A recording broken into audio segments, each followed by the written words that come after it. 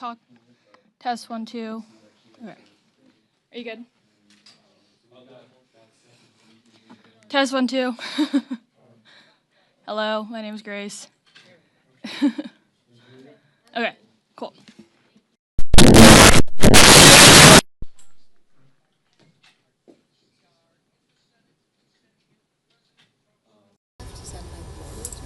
No.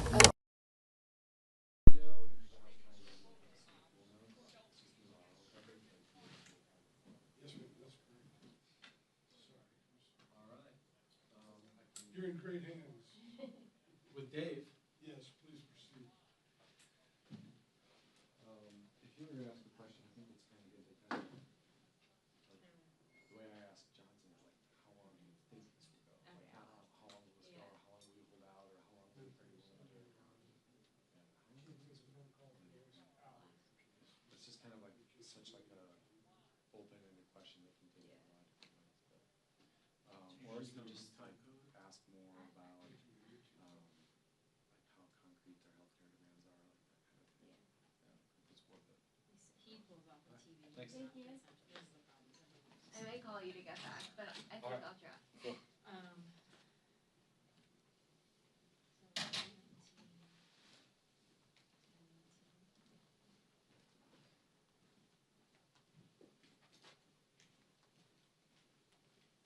That's just an exercise. Set up right there. I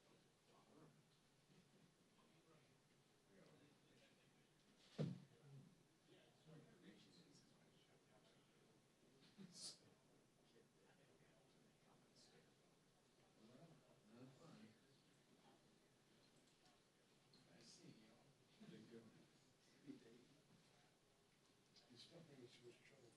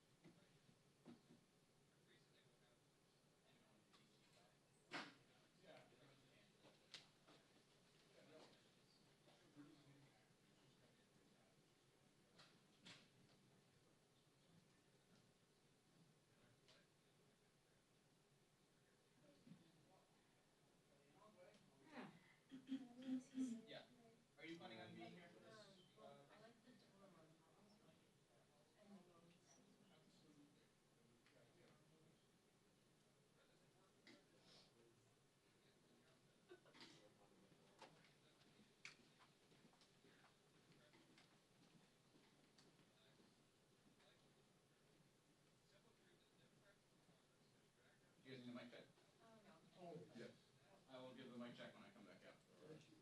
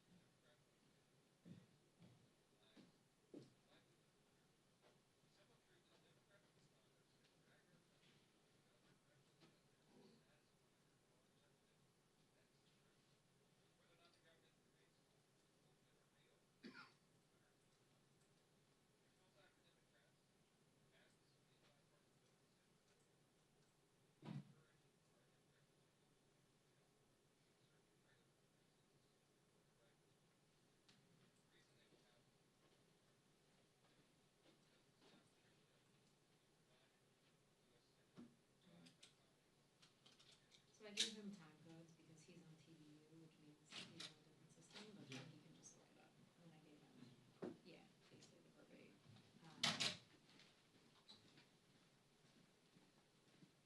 And then he'll, as you saw, he'll enter it.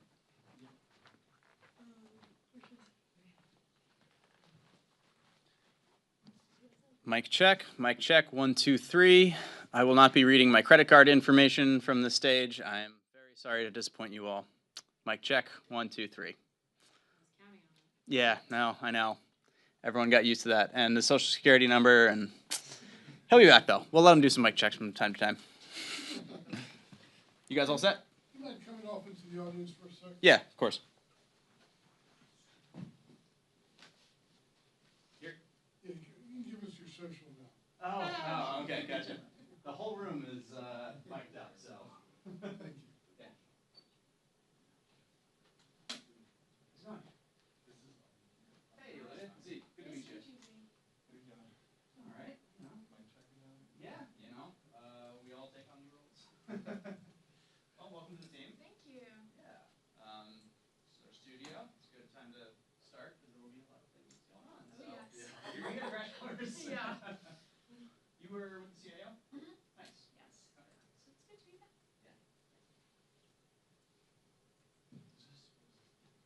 For 11:15. Dems. Okay. We've got a technical issue up front, so I will be back in a All bit. right.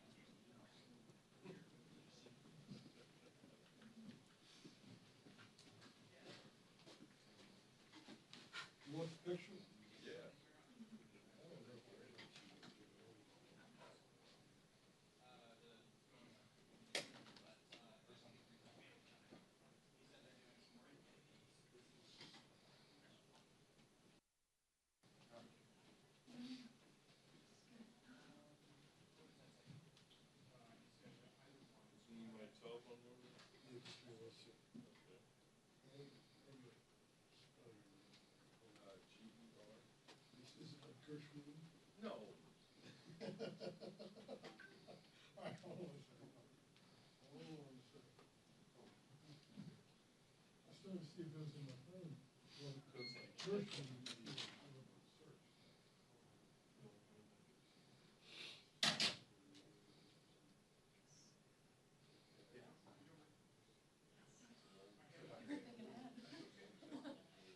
Working a little bit. Oh, really? Okay, so it's GER. Last name is Peace. PEAKS.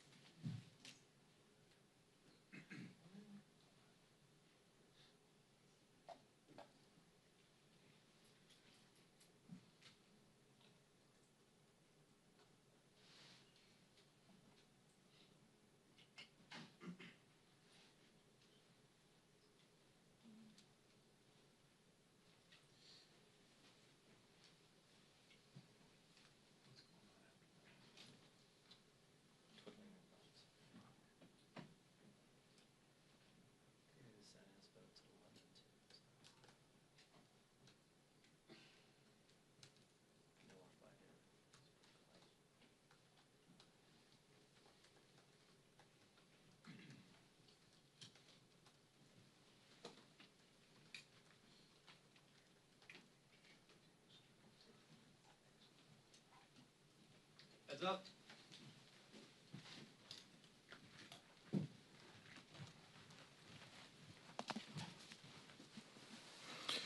Good morning. Pleased to be joined with Vice Chair Ted Lieu as always. At midnight, the federal government officially shut down because Republicans failed to fix the healthcare crisis that they've created. This is a sad, serious, and somber moment for the country. Americans are already facing a dual affordability and healthcare crisis thanks to Donald Trump's tariffs and Republicans' big ugly law.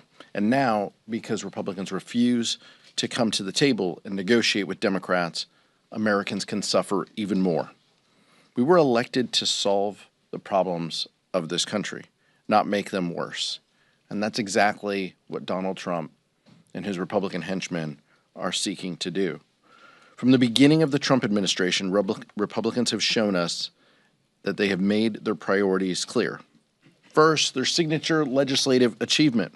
Republicans passed the largest cut of health care in American history, all to provide a tax benefit to corporations and billionaires. I wish that it was an exaggeration, but it's the truth. Democrats didn't greenlight this cruel, costly health care cuts, and now we continue to stand against them.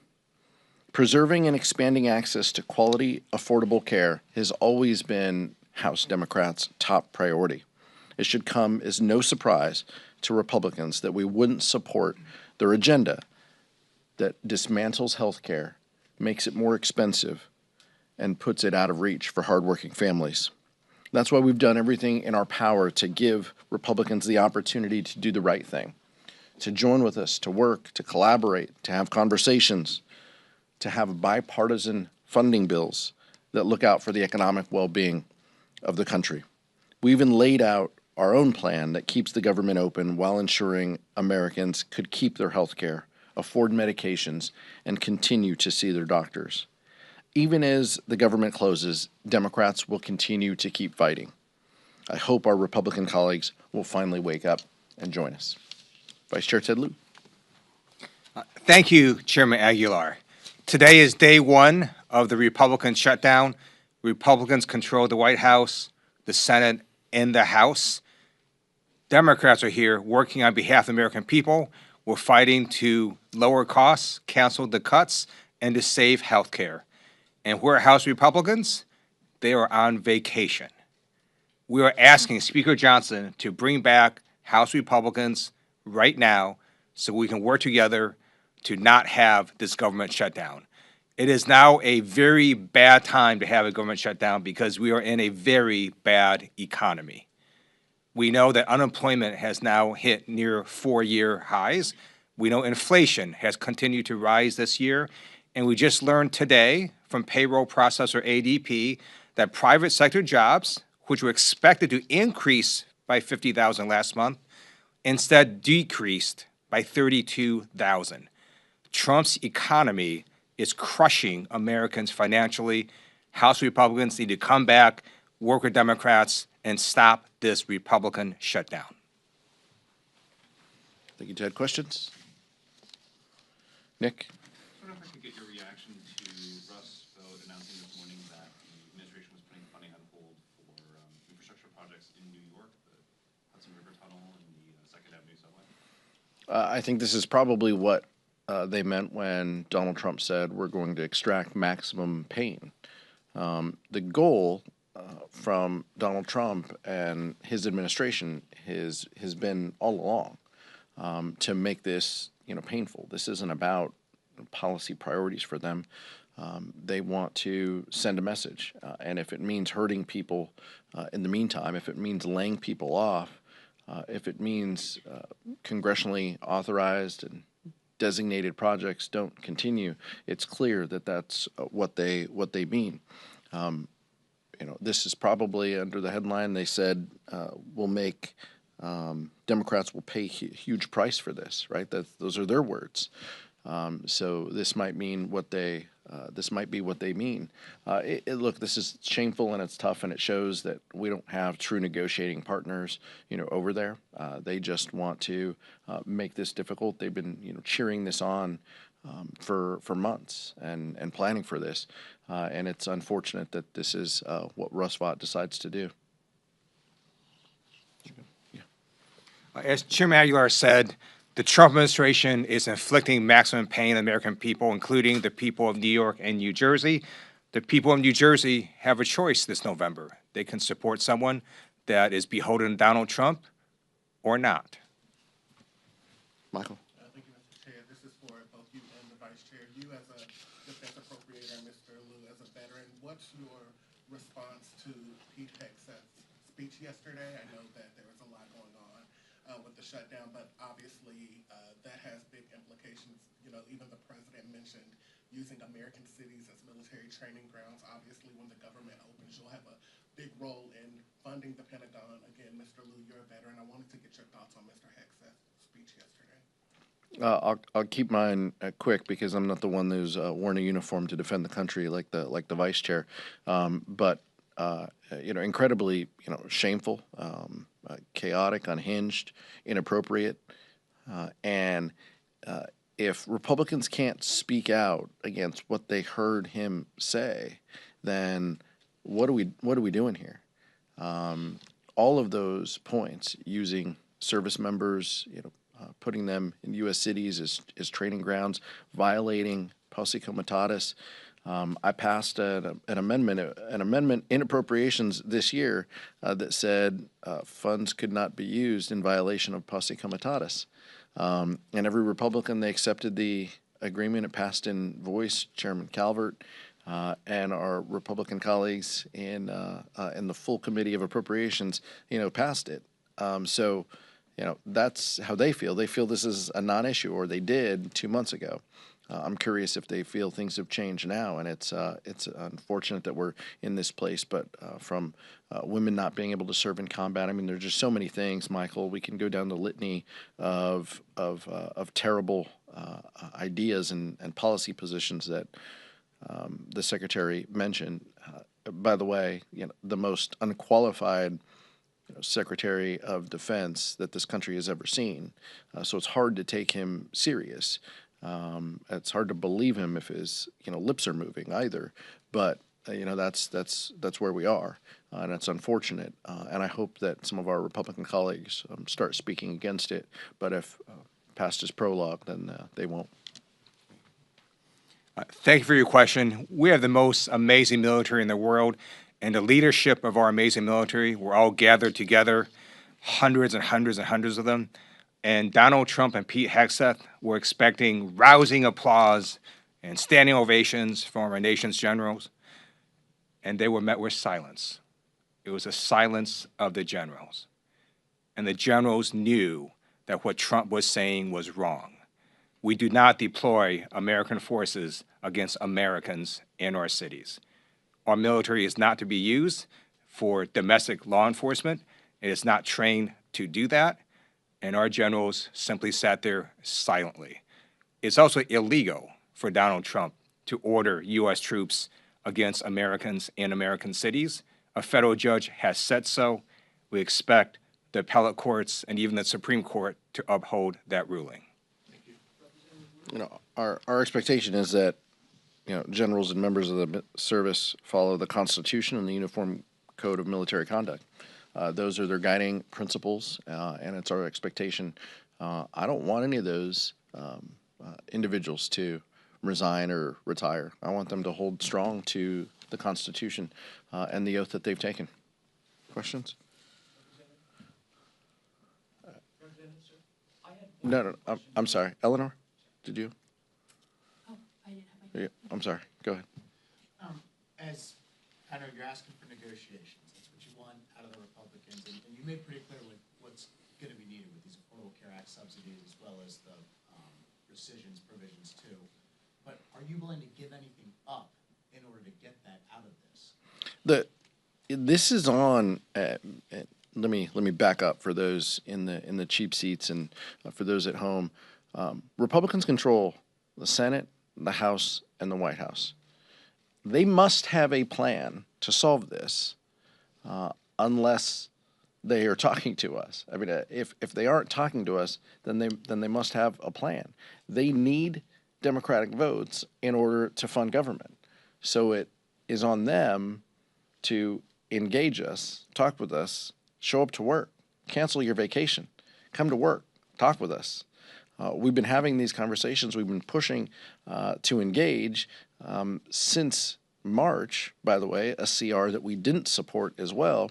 And we have been saying loudly that we have huge concerns from the rescissions that Donald Trump and his administration have executed to not spending resources that Democrats and Republicans have allocated.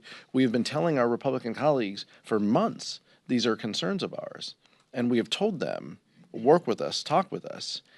And all we got were partisan bills because Speaker Johnson is just interested in being the chair of the Republican conference. He isn't interested, apparently, in being the Speaker of the House and passing things with 218 votes that can become law.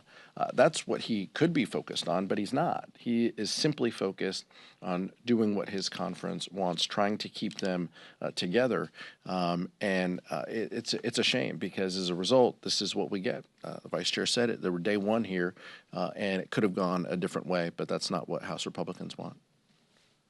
Thanks, Mr. Chairman. You guys have over 200 Democrats in the House. You only lost one vote on this continuing resolution when the vote was on it. Yesterday, before the shutdown even started, Senate Democrats lost 3 votes. Are you worried that as this goes on, we could see a repeat of the CR earlier this year and Senate Democrats?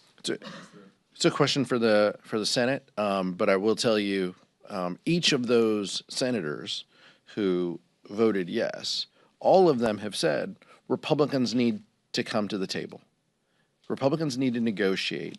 Republicans need to help avoid the healthcare crisis that they have created. Look, I understand the question, but there is unity in message and what we want that Republicans need to come to the table. Any one of those senators would agree, and many of the senators who voted no on the CR would say the same thing. Thank you. In the past, in shutdowns, we've seen both sides come together and pass certain measures that would fund military members so that they don't go without pay. I was wondering, is there any discussion yet? I know it's early in the shutdown, but is there any discussion about doing any supplemental pieces of legislation like that? And I guess part two, more broadly, Republicans will be back in the House next week. Is there any discussion yet about at least coming to the table and starting a negotiation? Well, in order to come to the table, Republicans have to be here. They're not here. They're scattered across the country, across the world, maybe on some trips, on vacation. We're here ready to work, and that part's unfortunate. We want to avert the healthcare crisis that we know is coming. I appreciate you asking about possible legislation. The majority controls the floor. If Republicans want to put pieces of legislation on the floor, they can next week. We are saying, let's avoid this shutdown. Let's end this, and let's have conversations about what's necessary to fix this healthcare crisis that you've created. But we're not going to take pinky promises like Speaker Johnson hands out to his conference, giving them, select committees and other things. Like his word doesn't mean much to House Democrats at this point. After backing away from a truly bipartisan CR in December, that's the floor, by the way, of what we need. Democrats and Republicans coming together, agreeing to a continuing resolution. For those of you new to this room, Republicans backed away from that deal, from that bipartisan agreement, when Elon Musk told them to, and then they had a smaller CR in March that we opposed. So that's the stakes of where we are.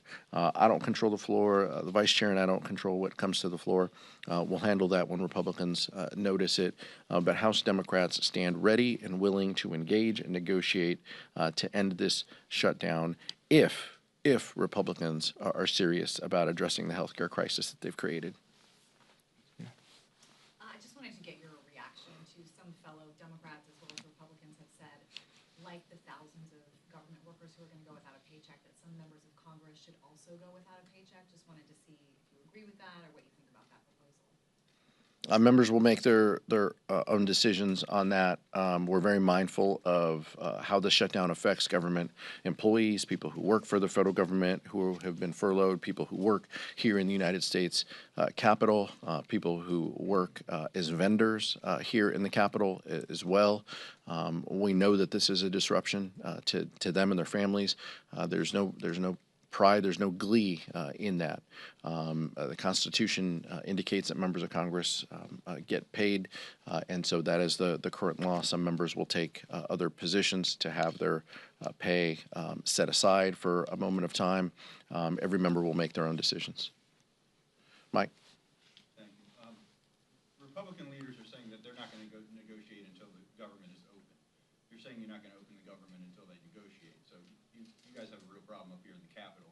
With that in mind, do you see anyone in the White House, the president or anyone else, as a better negotiating partner at this point in terms of opening up the government? Even though you just said, what did you just say? We don't have true negotiating partners over there. But is there anyone in the White House who you think could help? Yeah, I don't think there's. I think it's incredibly difficult, but I think I don't think we trust any deal without Donald Trump in the room and as part of it. House Republicans have proven, even if they agree to something, they have to go back to him to bless it. And so I don't think at this point there's a solution without the president being in the room. And I think Leader Jeffries and Leader Schumer said the same thing in the White House or something similar to the president in the White House. And I don't think that congressional leaders can push back on that at all. It's proven time and time again to be the case.